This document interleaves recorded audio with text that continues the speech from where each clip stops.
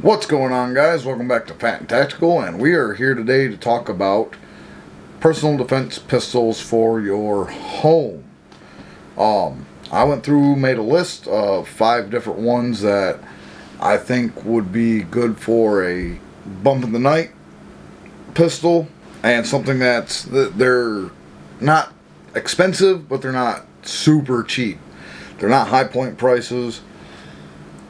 I would say they're more along the lines of what your average pistol will cost. So the range is from $700 to the cheapest one I have on my list is $350. But I was just at a store to check some of these out because I don't own them. Seen plenty of videos on them, but don't own them. So to start off this list, we're going to start at the cheap one, and that is a Smith & Wesson SD 2.0. These come in weighing at about 23 ounces. 22.7 is what the website says as far as weight goes. That's just the mag with no ammo in it. The overall height of that is 5.5 inches, as well as the overall length is 7.2 inches. And it has a 4-inch barrel with a 16 round capacity. Now, when I went and looked at the store at this, I'm just holding it and trying to see how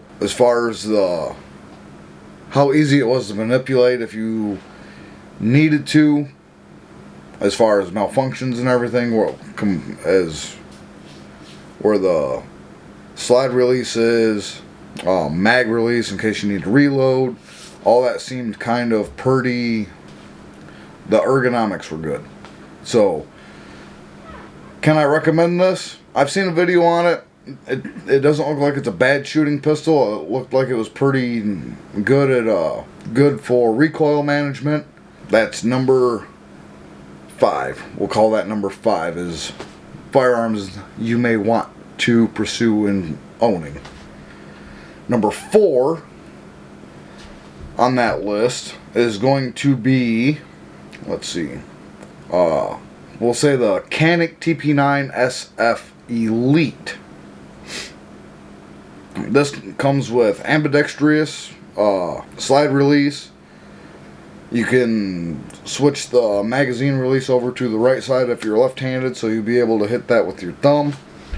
The weight of this is about 1.77 pounds, as well as the height is 5.27 inches tall. It is 7.28 inches long, and the barrel is 4.19 inches. So as far as the barrel lengths, obviously the longer the barrel, it's going to be more accurate and give you more of a powder burn, so you're not wasting energy with a shorter barrel. So say if you got a 2.5 inch barrel, you're not going to get, the bullet isn't going to have enough time to let that powder burn behind it before it exits the barrel. Now granted, that happens in a split of a second, but that explosion isn't allowing all that powder to burn behind it. 15+1 magazine, so you have 15 rounds, 1 in the chamber. That gives you 16 shots plus a reload with another 15 round magazine, so 31 shots altogether. Number 3 on this list is going to be, I'm going to say, the Glock 19. Now, if you know anything about firearms, Glock was up there as high as almost you can get to it, because you got the Glock fanboys. Every one of these, everyone has a fanboy of. I have a Canik, I have a Glock. I prefer my Canik over my Glock. That's just the way it is. I like how my Canic shoots. I feel it shoots better than my Glock 17. So that's just my opinion. Reliability, Glock is like I said, I have a Glock 17, so the reliability of that is incredible. I have had zero malfunctions with it. I haven't had any issues with it. Anything that's happened with that is because of me, whether that be a stovepipe or your typical down and to the left.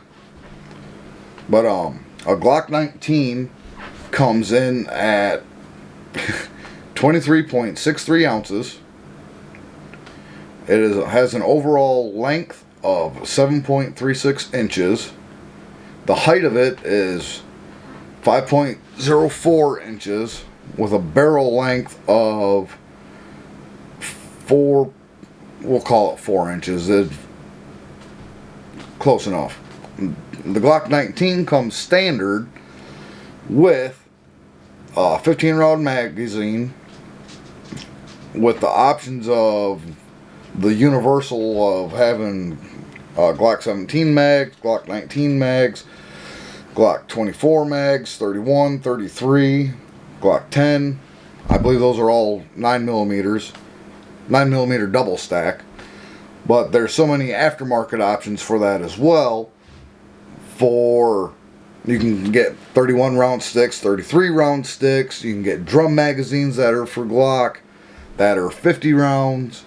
So as far as diversity with magazine and magazine options, Glock is probably going to be your best bet if you want to go with those higher amount of ammunition. Break. So I also have in the works a plan for self-defense ammo.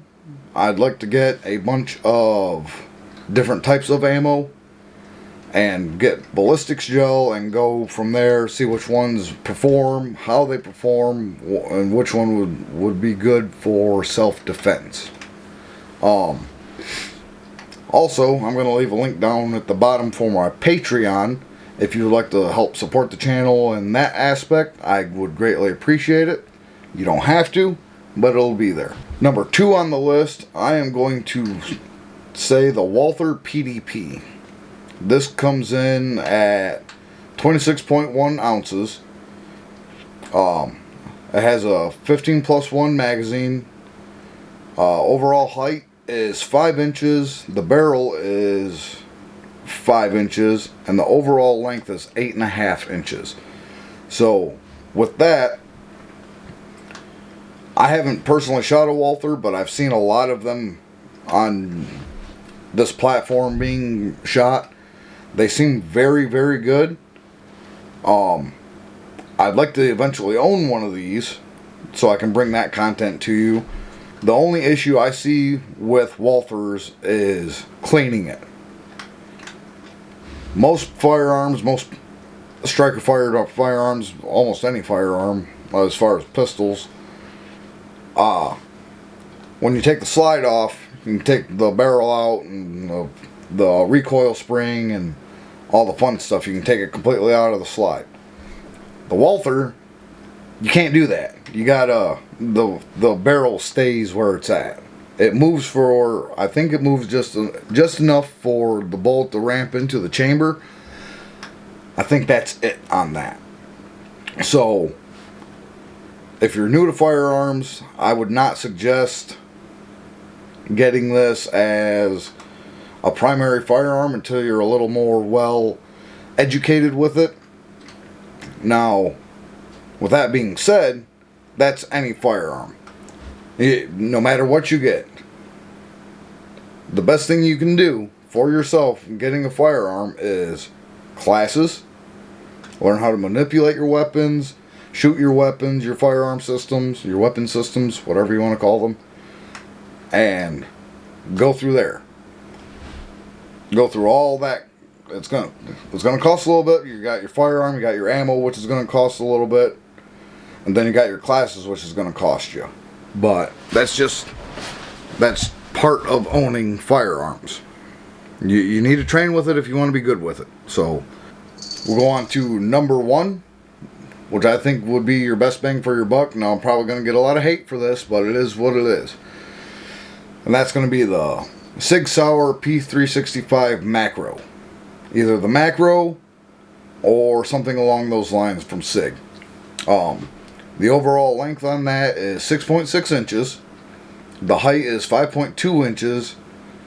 The weight is 22 ounces. It comes with 17 round mags. So, and obviously you got your +1 in the chamber for that first mag, so you got 18. Now I've held plenty of SIGs. I haven't got to shoot many of them. Actually, I haven't got to shoot any of them. But everything I see on SIG, it's always a fight between what's better, SIG or Glock. So, I've always liked the way SIGs like felt in my hand. That everything's real ergonomic. It's right there. And with all these, I think all of them, but the Smith & Wesson they're all optic ready. Now the Glock you have to, I think you have to pay a little bit extra for it being optic ready. I'm not sure how much more, so that's just something you'd have to look into if you were to go out and buy any of these. But these are all like your compact carry size.